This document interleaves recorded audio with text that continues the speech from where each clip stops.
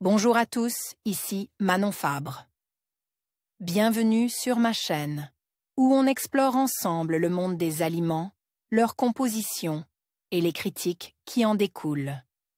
Si vous voulez mieux comprendre ce que vous mangez et faire des choix éclairés, n'hésitez pas à vous abonner pour rester informé. Prêt à découvrir? C'est parti! Bonjour à tous. Dans cette vidéo, je vais aborder un sujet qui suscite beaucoup d'intérêt, le fructose. Nous allons explorer ensemble ses bienfaits, mais aussi les risques qu'il peut représenter pour notre santé. Que vous soyez amateur de fruits ou que vous consommiez des produits transformes, il est essentiel de comprendre comment ce sucre agit dans notre corps. Restez avec moi pour découvrir tout ce que vous devez savoir sur le fructose et son impact sur notre bien-être. Le fructose, quels sont les bienfaits et les risques pour la santé de ce sucre?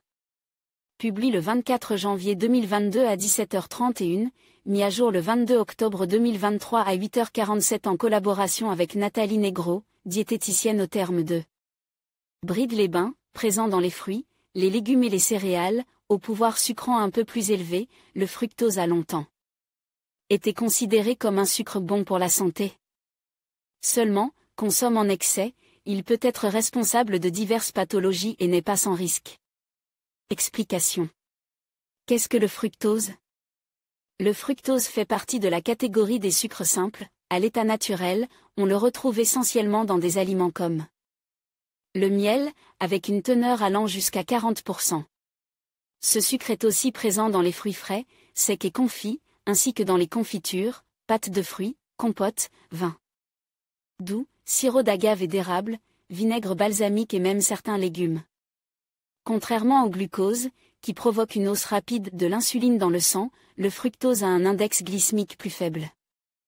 Le pic de sucre dans le sang est donc moindre, il est souvent préconisé aux personnes atteintes de pathologies liées au pancréas de privilégier les aliments sucres sources de fructose, les fruits. Mais contrairement à ce que l'on pourrait croire, une consommation excessive de fructose est loin d'être anodine. Plusieurs études scientifiques, notamment celle du Journal of Hepatology publiée en 2018, ont ainsi pu établir un lien entre consommation de fructose et maladies du foie, comme la stéatose hépatique.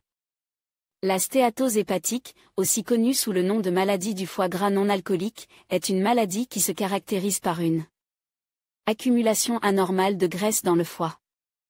Les causes les plus fréquentes restent l'obésité, le diabète, l'hypertension, et un mode de vie déséquilibre, surtout du point de vue de la nutrition. Concernent les effets du fructose sur le poids, oui, un excès de fructose, ou plutôt, finalement, un excès de sucre au quotidien, peut contribuer à une prise de poids, surtout lorsqu'il est issu de sirop sucre ou d'aliments transformes. Une étude publiée par le journal Nutrition en dents, Métabolisme en 2018 montre qu'une consommation élevée en fructose est associée à un risque de développer des maladies cardiovasculaires, et serait à l'une des causes de la hausse que l'obésité et des troubles métaboliques au niveau mondial. Où trouver du fructose dans les aliments? Le fructose est présent sous sa forme simple et naturelle dans le miel et les fruits. Il existe également sous forme de poudre, synthétisée en laboratoire, utilisée pour sucrer des yaourts ou des biscuits et pâtisseries maison.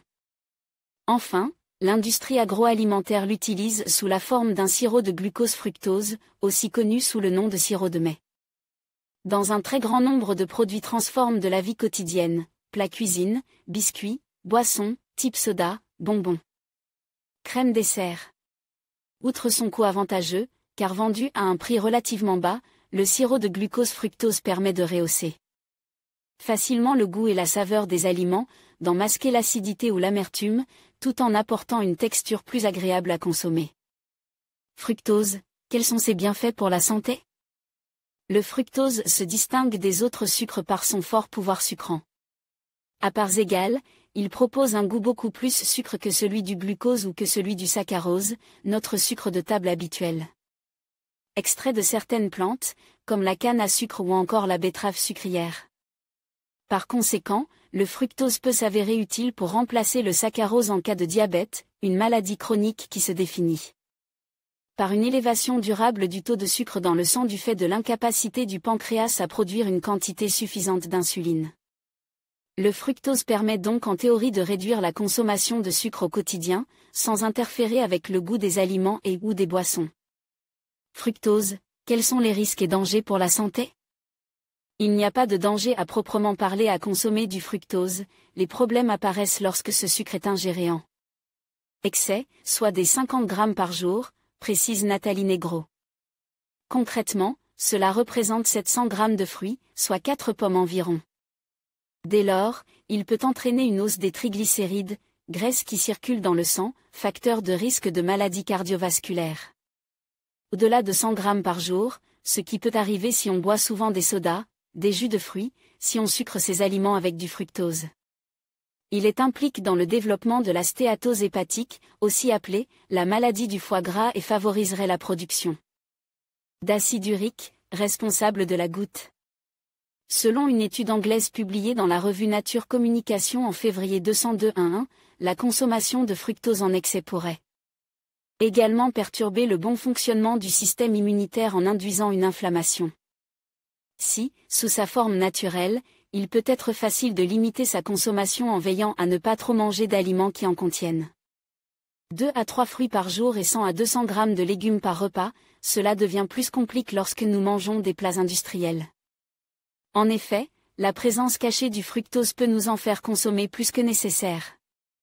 Dès lors, regardez bien les étiquettes, la présence de fructose est signalée sous les noms sirop de glucose fructose, sirop de mais ou HFCS, high fructose corn syrup. Comment utiliser le fructose au quotidien? Utilisez du fructose en poudre. Vous pouvez trouver une fructose en poudre dans les grandes surfaces, dans les rayons dédiés à la pâtisserie, notamment, ou bien en ligne sur Internet.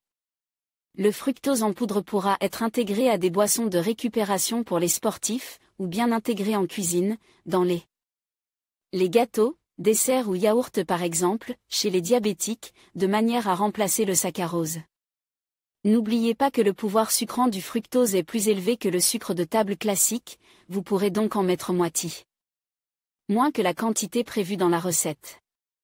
Utilisez du sirop de fructose. Quand on parle de sirop de fructose, il s'agit le plus souvent de sirop de glucose fructose, ou sirop de mets. Ce sirop est principalement utilisé par les industries agroalimentaires, notamment en raison de son prix très bas.